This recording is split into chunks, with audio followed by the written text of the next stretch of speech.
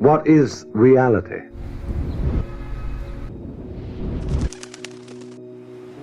Obviously, no one can say, because it isn't words. I wonder what you would do if you had the power to dream at night any dream you wanted to dream. A person who thinks all the time has nothing to think about except thoughts.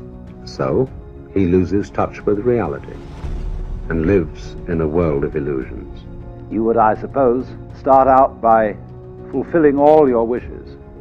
You could design for yourself what would be the most ecstatic life. Love affairs, banquets, dancing girls, wonderful journeys, music beyond belief. I'm not saying that thinking is bad. Like everything else, it's useful in moderation. A good servant, but a bad master.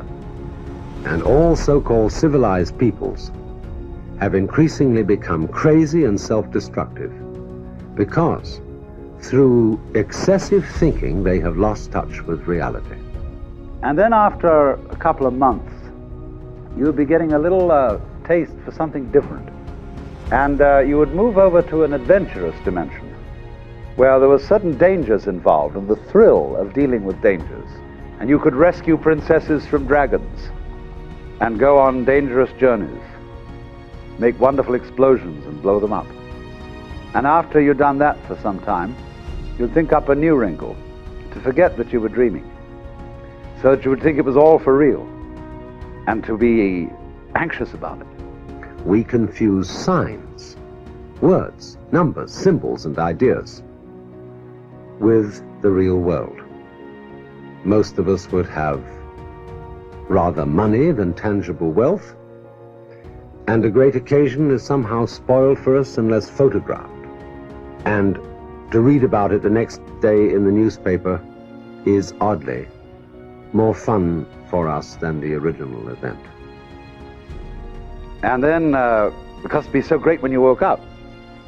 And then you'd say, well, like children who dare each other on things, how far out could you get?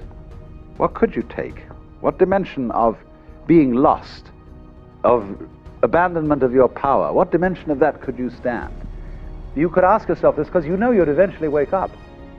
And after you'd gone on doing this, you see, for some time, you would suddenly find yourselves sitting around in this room with all your personal involvements, problems, etc., talking with me. Because after all, what would you do if you were God? If you were what there is, the self. For if you were God, and in this sense that you knew everything, and you were completely transparent to yourself through and through, you would be bored. If, looking at it from another way, we push technology to its furthest possible development, and we had, instead of a dial telephone on one's desk, a more complex system of buttons, and one touch, beep, would give you anything you wanted, Aladdin's lamp.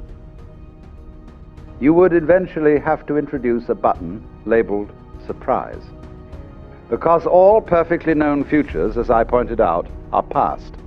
They have happened, virtually. It is only the true future is a surprise. This is a disaster. For as a result of confusing the real world of nature with mere signs, such as bank balances and contracts, we are destroying nature. We are so tied up in our minds that we've lost our senses. It isn't material, that's just an idea. It isn't spiritual, that's also an idea, a symbol. Reality is this. What is reality?